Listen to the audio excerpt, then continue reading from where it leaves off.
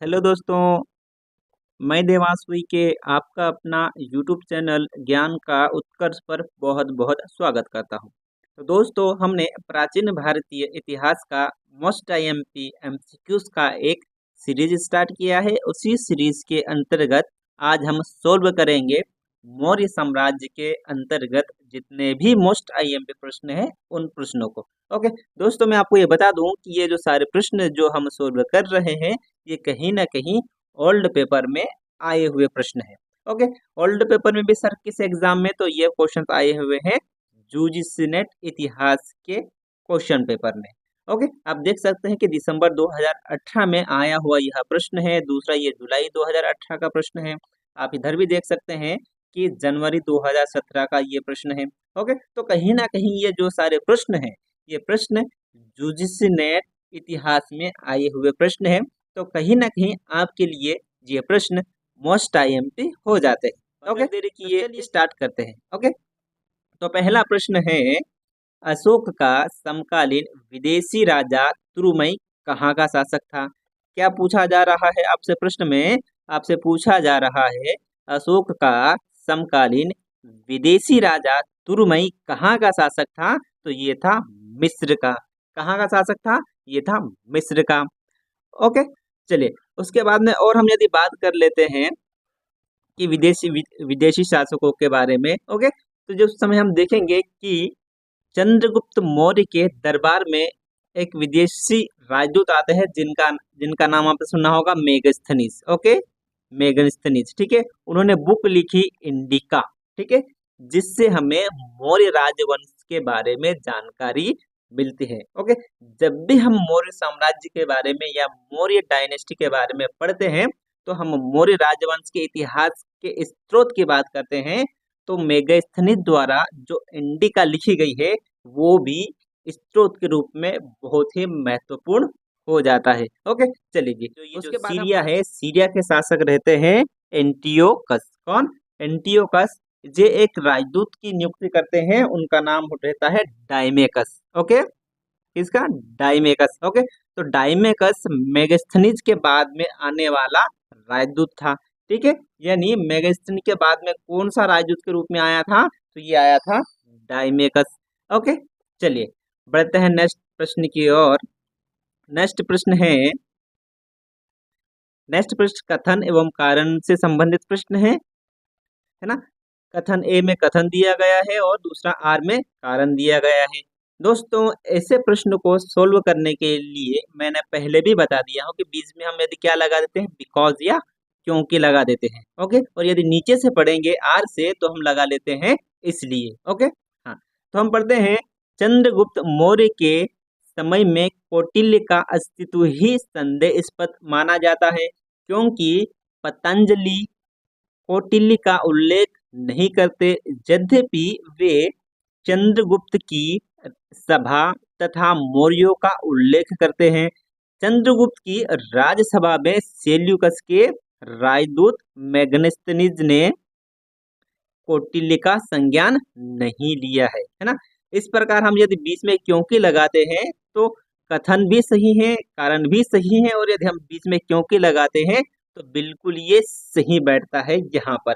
इस प्रकार यदि हम देखेंगे तो ऑप्शन ए में ए और आर दोनों सही हैं और आर ए की सही व्याख्या करता है। ओके, इस प्रकार option A is the right answer, है ना। इस प्रकार से ऑप्शन ए अपना आ जाएगा सही आंसर। ओके, तो चलिए बढ़ते हैं नेक्स्ट प्रश्न की ओर। नेक्स्ट प्रश्न है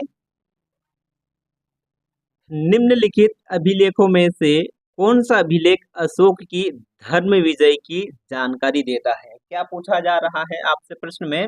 आपसे पूछा जा रहा है अशोक के अभिलेखों में से कौन सा ऐसा अभिलेख है जिसमें कि अशोक की धर्म विजय की जानकारी मिलती है या धर्म विजय से संबंधित जानकारी मिलती है। तो वो अभिलेख है 13वां शिलालेख। कौन सा शिलालेख है? 13वां शिलालेख। ओके, चलिए यदि हम बात कर लेते हैं अशोक के शिलालेखों की तो कितने शिलालेख है टोटल? तो ये है आपके 14 शिलालेख। कितने शिलालेख है? 14 शिलालेख है।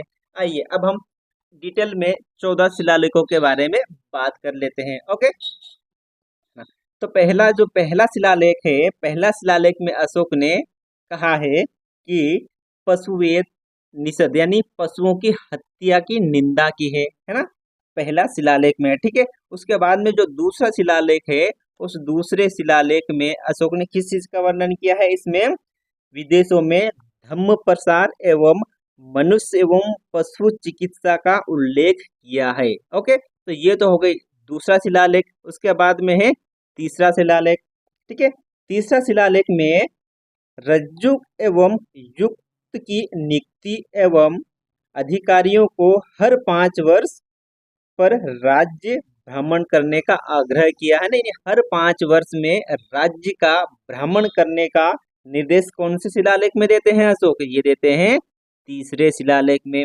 ओके, मैं ये जरा मिटा देता हूँ, डबल से पेन ले लेता हूँ। ओके, उसके बाद में हम बात करते हैं चौथा शिलालेख की, है ना। तो चौथा शिलालेख में धम्म घोष को भेरी घोष में बदलने की बात करते हैं, है ना। क्या क्या किस चीज का वर्णन किया है चौथे शिलालेख में अशोक ने, इन्होंने वर्णन किया है धम्म घोष को भेरी घोष में बदलने का, ठीक है, बदलने का जनता से आग्रह करते हैं वो, ठीक है। चलिए, उसके बाद में पांचवा शिलालेख, ठीक है। पांचवा शिलालेख में धम्म महामात्रों की नियुक्ति का वर्णन किए हैं उन्होंने, ठीक है, यानी धम्म महामात्रों की नियुक्ति से संबंधित निर्देश देते हैं वो। ओके, हाँ। उसके बाद में छठवां शिलालेख में वो वर्णन करते हैं कि जिसमें जन मामलों को निपटाने के लिए प्रशासनिक सुधारों का उल्लेख करते हैं, ठीक है। कौन सा, छठवां शिलालेख में प्रशासनिक सुधारों का उल्लेख करते हैं। ओके, उसके बाद में जो सातवां शिलालेख है, उस शिलालेख में अशोक सभी धार्मिक मतों के प्रति निष्पक्षता का वर्णन करते हैं, यानी सभी धर्मों के प्रति दयालुता का भाव रखना चाहिए, इस चीज का उल्लेख करते हैं। ओके, उसके बाद में जब आठवां शिलालेख है, ठीक है, आठवां शिलालेख में बोध गया की यात्रा का उल्लेख एवं बिहार यात्रा के स्थान पर धम्म यात्रा का प्रतिपादन करते हैं। ओके, तो अपने कौन से शिलालेख में बोध गया की यात्रा का उल्लेख करते हैं अशोक, इस प्रकार भी आपसे प्रश्न पूछा जाता है, तो आपको सही आंसर करना है आठवां शिलालेख।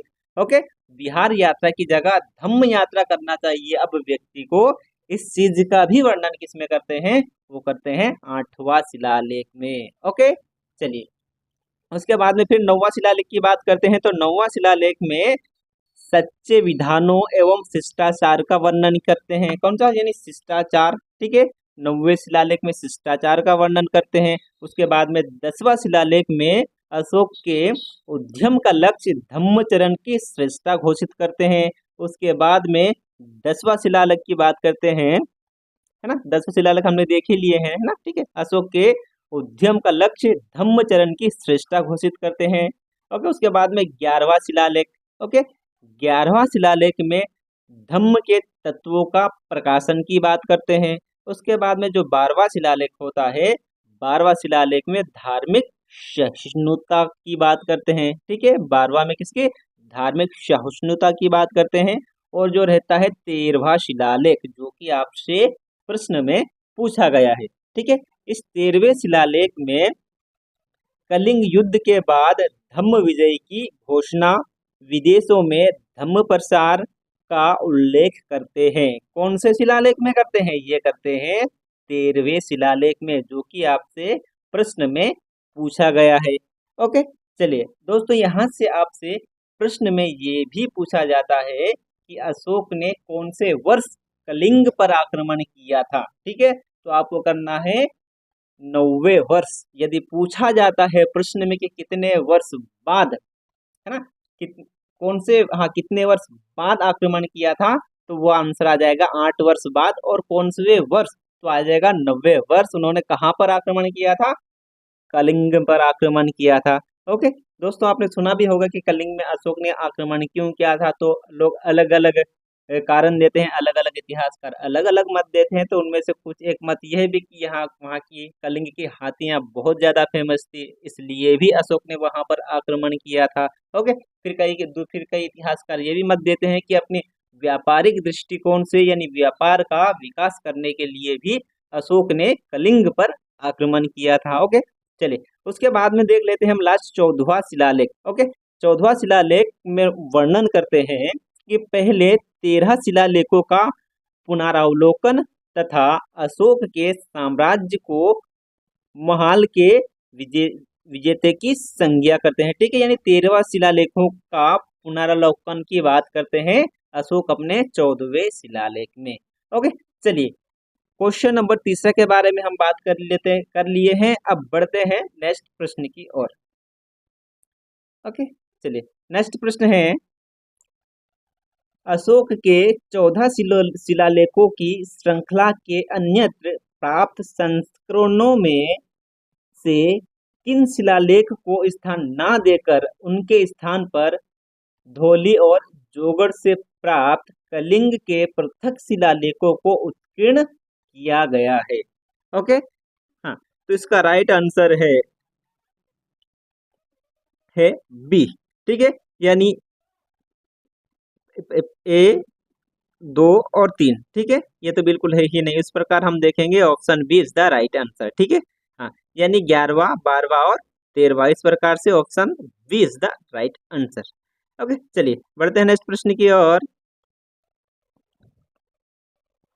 नेक्स्ट प्रश्न है, सांची के सबसे बड़े स्तूप जिसे स्तूप संख्या 1 अथवा महास्तूप कहा गया है का आंतरिक ईंटों का निर्मित भाग किसके काल में बनाया गया था? क्या पूछा जा रहा है आपसे प्रश्न में? आपसे पूछा जा रहा है कि अशोक के सबसे बड़े स्तूप जिसे स्तूप संख्या 1 कहा गया है अथवा महास्तूप भी कहा गया है, उसी का आंतरिक ईंटों का निर्मित भाग किसके शासनकाल में बनाया गया था? तो ये बनाया गया था अशोक के काल में। मोस्ट टाइम पे प्रश्न है दोस्तों, ये प्रश्न कई बार कई एग्जामों में आ चुका है। ओके, चलिए बढ़ते हैं नेक्स्ट प्रश्न की ओर।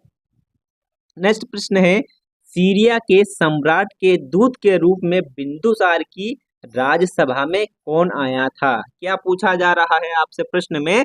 आपसे पूछा जा रहा है सीरिया के सम्राट के दूत के रूप में बिंदुसार की राजसभा में कौन आया था? ओके, तो इसका ये आया था डाइमेकस, है ना। इससे पहले मैंने एक्सप्लेन कर दिया हूँ, लेकिन एक बार फिर से बता देता हूँ मैं आपको कि क्या होता है, चंद्रगुप्त मौर्य के बाद कौन आते हैं राजसत्ता में? वो आते हैं बिंदुसार। ठीक है, तो बिंदुसार सीरिया के शासक से 3 चीजों की डिमांड करते हैं। कितने चीजों की? 3 चीजों की। पहला पहला तो बोलते हैं कि आपके यहाँ से हमको अंगूरी शराब दे दीजिए। ठीक है, दूसरा का डिमांड करते हैं वो आपके यहाँ से दार्शनिक हमें भेज दीजिए। तीसरा सूखी अंजीर। किस चीज का? सूखी अंजीर। ठीक है, इन 3 चीजों का क्या करते हैं सीरिया के शासक से कौन? ये बिंदुसार डिमांड करते हैं। ओके, तो सीरिया के शासक के पास से ये रिप्लाई आता है कि साहब हमारे यहाँ पर हम दार्शनिकों को नहीं भेजा करते हैं। ओके, तो शेष 2 डिमांड पूरा कर लिया जाता है बिंदुसार का है। उसके बाद में दार्शनिक को नहीं भेजते हैं और मदिरा, ठीक है, और अंजीर ये सीरिया के शासक द्वारा बिंदुसार के पास भेज दिया जाता है। ओके, लेकिन बाद में पता चलता है कि यार हमारे ये शासक अच्छा है, इनके साथ हमारे अच्छे विदेशी व्यवहार है, इसलिए वो डाइमिकस को भी बाद में भेज देते हैं। ओके, चलिए जी बढ़ते हैं नेक्स्ट प्रश्न की ओर। अगला प्रश्न में आपसे कथन दे दिए गए हैं। कथनों में से 4 कथन दिए गए हैं। 4 कथनों में से एक कथन गलत है, हमें उसी गलत कथन को पहचानना है। ओके, हाँ, तो पहला कथन है, हाँ, प्रश्न पढ़ देता हूं मैं फिर से। निम्नलिखित में से अशोक के रुक्मिणदेही स्तंभ लेख के विषय में सही नहीं है ना। रुक्मिणदेही स्तंभ जो लेख है अशोक का, उस लेख के संबंध में 4 कथन दे दिए गए हैं। उन कथनों में से जो कथन सही नहीं है वह हमें बताना है। ओके, चलिए, तो कथन ए है कि यह लुम्बिनी में स्थित है जिसकी अशोक ने स्वयं यात्रा की थी। ठीक है, बिल्कुल ये कथन भी सही है।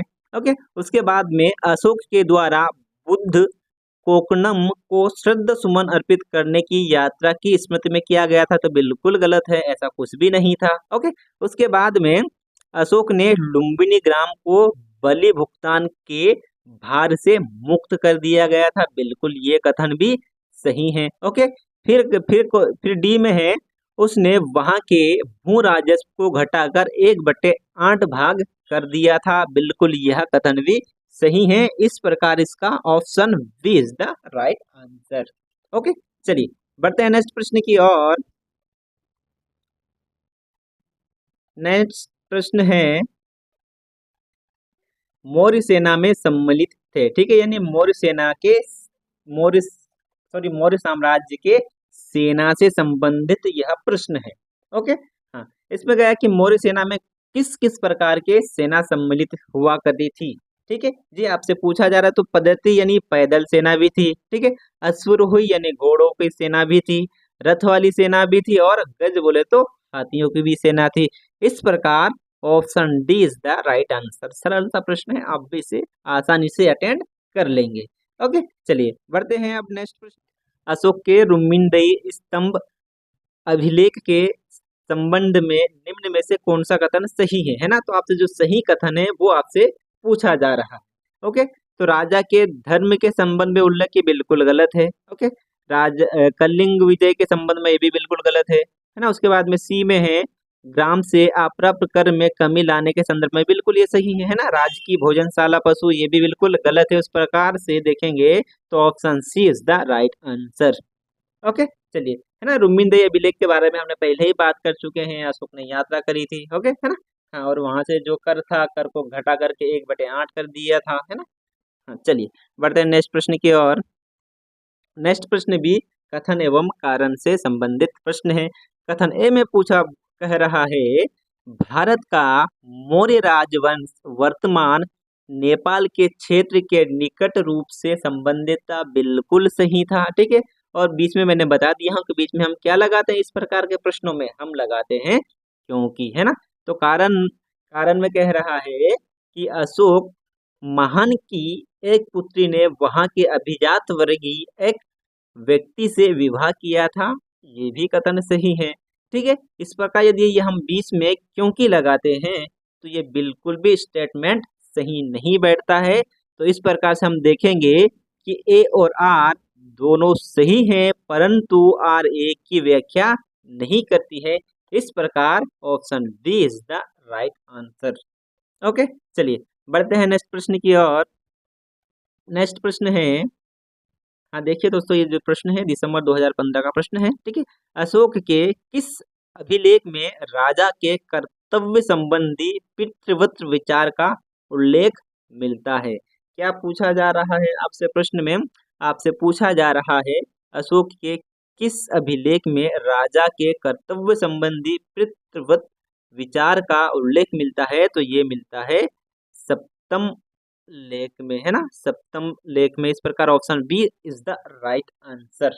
ओके, हमने सारे अभिलेखों के बारे में बात कर लिए हैं, अशोक के शिलालेखों के बारे में। ओके, चलिए बढ़ते हैं नेक्स्ट प्रश्न की ओर।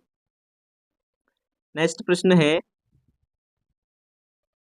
हाँ दोस्तों, नेक्स्ट प्रश्न में आपसे मौर्य साम्राज्य के प्रमुख अधिकारियों का नाम पूछा गया है और उनके विभाग का नाम आपसे पूछा गया है। कोषाध्यक्ष को हम बोले तो वन संपदा का जो अध्यक्ष होता था उन्हें कहा जाता था कोषाध्यक्ष। ओके, उसके बाद में सन्निधाता उसे कहा जाता था। कोषागार का अध्यक्ष होता था, उसे सन्निधाता कहा जाता था।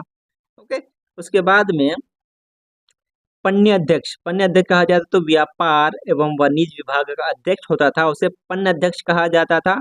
और जो माप तोल का जो अधिकारी होता था उसे पोतवा अध्यक्ष कहा जाता था। इस प्रकार हम देखेंगे option B is the right answer. Okay, चलिए बढ़ते हैं नेक्स्ट प्रश्न की ओर। इससे पहले हम देख लेते हैं कि कौन कौन से प्रमुख अधिकारी और भी हुआ करते थे, या आपसे और किस किस प्रकार से मौर्यकालीन प्रशासन से प्रश्न आपसे पूछा जाता है। ओके, तो दोस्तों पहला अधिकारी है ना, हाँ, समाहर्ता मतलब कर निर्धारण का सर्वोच्च जो अधिकारी होता था उसे कहा जाता था मौर्य साम्राज्य में समाहर्ता। ठीक है, सन्निधाता के बारे में हम बात कर लीजिए। कोषागार के जो अध्यक्ष होता था उसे सन्निधाता कहा जाता था। ठीक है, और उस समय का जो न्यायाधीश हुआ करता था, न्यायाधीश है ना, उन्हें कहा जाता था व्यावहारिक। ठीक है, आजकल हम जिसे न्यायाधीश बोलते हैं ना, उसको मौर्य काल में कहा जाता था व्यावहारिक। ओके, धम्म महामात्र यानी धर्म विभाग हुआ करता था। ठीक है, समाज में सामंजस्य स्थापित बनाए रखना इस विभाग का कार्य हुआ करता था। ठीक है, हाँ, उसके बाद में रज्जुक, ये आपसे बहुत ज्यादा प्रश्न में पूछा जाता है कि रज्जुक किसे कहा जाता है। तो कहा जाता था मौर्य साम्राज्य के अंतर्गत। ठीक है, रज्जुक साम्राज्य में न्याय कार्य करने वाले अधिकारी को भी रज्जुक कहा जाता था। ठीक है, प्रतिष्ठा है ना, दूसरा क्या, प्रतिष्ठा। प्रतिष्ठा मतलब फौजदारी न्यायालय का मुख्य न्यायाधीश, उसे प्रतिष्ठा कहा जाता था। ठीक है दोस्तों, फिर आपसे पूछा जाता है कि गुप्तचर विभाग। ठीक है, यानी महामात्यप सर्प को क्या कहा जाता था मौर्य साम्राज्य में, कहा जाता था महामात्यप सर्प। ठीक है, हाँ, तो चलिए अब बढ़ते हैं नेक्स्ट प्रश्न की और इतना आपको याद रखना है।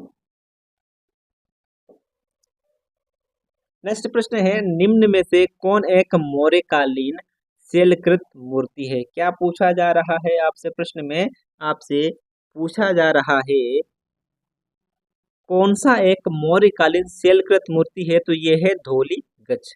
ओके, चलिए उसके बाद में नेक्स्ट प्रश्न है, निम्न में से अशोक का किस शिलालेख से यह संकेत मिलता है कि उसने मृत्युदंड समाप्त नहीं किया था। ठीक है, तो ये आपसे पूछा जा रहा है, ये चतुर्थ स्तंभ लेख में। ठीक है, चतुर्थ स्तंभ लेख वो में वो मलेच्छों को ये धमकी देते हैं कि यदि आप इस प्रकार के कार्य करना नहीं बंद करें तो आपके खिलाफ भी कार्यवाही की जा सकती है ना। इसी को देखकर ये प्रश्न यहीं से बनाया गया है कि निम्न में से किस शिलालेख से यह संकेत मिलता है कि उसने यानी अशोक ने मृत्युदंड समाप्त नहीं किया था, तो ये है चतुर्थ स्तंभ लेख में। ओके, चलिए बढ़ते हैं नेक्स्ट प्रश्न की ओर।